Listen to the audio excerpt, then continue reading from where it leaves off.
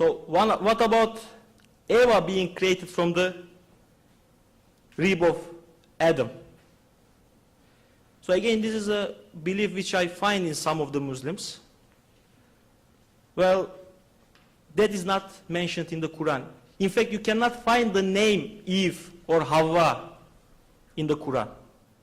Of course, there is a wife of Adam, but she is not created from the rib of the Adam. At least it is not written in the Quran.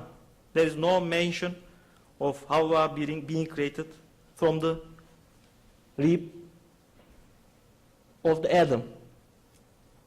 In fact, according to the Quran, all females were created from the Nafsu Wahidah, like the males. So everything was created from the Nafsu Wahidah. What is this Nafsu Wahidah? I will try to show the alternatives, and I will choose, at least I will show that there is one which is consistent. Well, some people will say this Nafsu Wahidah is Adam himself, so all human beings, including Eve, was created from the Adam. Well, that is possible, but I wouldn't say that that is the only option. First, this nafs is a feminine word. So Muslim scholars have been puzzled by this interpretation. So why God should use two words for Adam, say Adam, and in some places Nafsu Wahidah, which is a feminine word. Perhaps Eve was the first person. Actually, there are several scholars which have interpreted that way. Well, nafs have been interpreted in different ways. Some have interpreted like a sperm, some have said it's soul, some have said embryo, some have said physical body. So you see, some people believe it is soul, some people believe it is physical body. If you go to Sufis, they would say it is physical body, nafs. If you go to philosophers, they will say it is soul.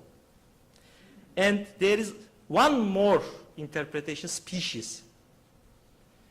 Ahmet Mithat Efendi, the Ottoman theologian scholar, that's the first I have seen to interpret in that way, but there are different scholars, especially contemporary scholars, because there are two verses which are more compatible with the species interpretation, I would say, than the Adam interpretation. First, nafs. Allah says in Rum 21, He has created wives for you from your nafs. So He has created from your nafs wives. So people have interpreted this from your species. So you have wives from your same species. Verify Allah has conferred the favor on the believers by raising among them a messenger from your species. So which is the best interpretation which fits this verse? Should we say that the sperm was raised among our sperm was messenger raised, or among soul? I think species is the best.